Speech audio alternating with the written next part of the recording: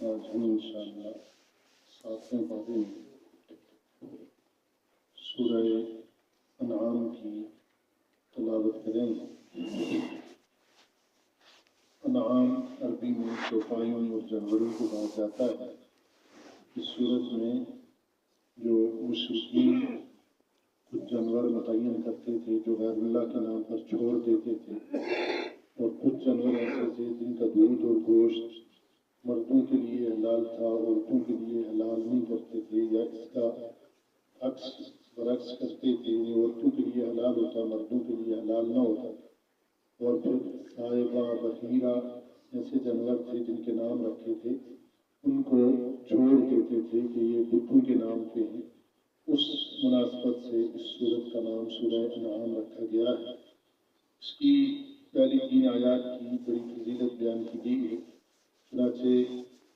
در منصور میں علامہ سیوطی رحمہ اللہ نے لکھا ہے کہ جو شخص فجر کی نماز جماعت سے پڑھے اور پھر اس کے بعد اس کی پہلی 3 آیات تلاوت کر لے تو اللہ رب العزت 70,000 فرشتوں کو متعین فرماتے ہیں جو اس کے لیے دعائے مغفرت کرتے رہتے ہیں۔ اس صورت میں مشرکین کی قباحتیں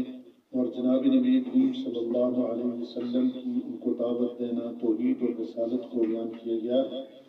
اور حضرت ابراہیم علیہ السلام کے تذکرے کو مفصل بیان کیا گیا ہے۔ اور اللہ رب العزت نے اپنی توحید کو اس طرح بیان فرمایا ہے کہ اگر اندھیری رات میں کوئی چونٹی چلتی ہے یا کوئی پتا آسمان درخت سے گرتا ہے، الا فی کتاب مبین، اور وہ اللہ کی یعلم ما فی البر والبحر، سمندر میں جو کچھ ہو رہا ہے، تری میں جو کچھ ہو رہا ہے، اور تمام چابیاں جو خزانوں کی ہیں وہ اللہ کے پاس ہیں۔ اور حضرت ابراہیم علیہ السلام کا تذکرہ ہے کہ ابراہیم علیہ السلام نے جب اپنے باپ آذر کو دعوت دی اور پھر اس نے انکار کیا تو ابراہیم علیہ السلام نے فرمایا کہ چونکہ وہ لوگ کبھی ستاروں کی پوجا کرتے تھے، کبھی چاند کی، کبھی سورج کی، تو مفصل تذکرہ ہے کہ جب ابراہیم علیہ السلام نے رات کو ستاروں کو دیکھا تو کہا یہی ہذا ربی، یہی رب ہے۔ پھر جب وہ غروب ہو گئے تو چھپ گئے تو کہا کہ چھپنے والا رب نہیں ہو سکتا۔ پھر چاند کو دیکھا تو فرمایا کہ یہی رب ہو سکتا ہے، لیکن جب وہ بھی فلما افلا، جب وہ بھی چھپ گیا تو فرمایا کہ نہیں، یہ بھی نہیں ہے۔ پھر سورج کو دیکھا تو کہا ہذا ربی ہذا اکبر، یہ بڑا ہے اور یہ میرا رب ہو سکتا ہے، لیکن جب یہ بھی چھپ گیا تو فرمایا انی بریء مما تشرکون، میں ہر اس چیز سے بری ہوں جس سے تم شرک کرتے ہو۔ اور فرمایا انی وجہت وجہی للذی فطر السماوات والارض حنیفا وما انا من المشرکین۔ پھر اللہ رب العزت نے یہاں ایک ہی جگہ پر 18 انبیاء کرام علیہ السلام کا تذکرہ فرمایا، اور آخر میں فرمایا ذالک ھدی اللہ یہدی بہ من یشاء من عبادہ، کہ اللہ ہی جس کو ہدایت دے بندوں میں سے اس کو ہدایت دیتے ہیں۔ اور پھر فرمایا کہ تم لا تسبوا الذین یدعون من دون اللہ، کہ مشرکین کے جو رب ہیں جن کی وہ پرستش کرتے ہیں ان سے نفرت ضرور کرو لیکن ان کو گالی نہ دو، اس لیے کہ جب تم غیر اللہ کے جو پوجا کرنے والے ہیں ان کو گالی دو گے فیسبوا اللہ عدوا بغیر علم، تو وہ بھی بغیر علم کی وجہ سے تمہارے اللہ کو گالی دیں گے، یہ روش درست نہیں ہے۔ اس کے بعد اللہ رب العزت نے سورت میں 10 احکام بیان فرمائے ہیں جن کو اکٹھے ذکر فرمایا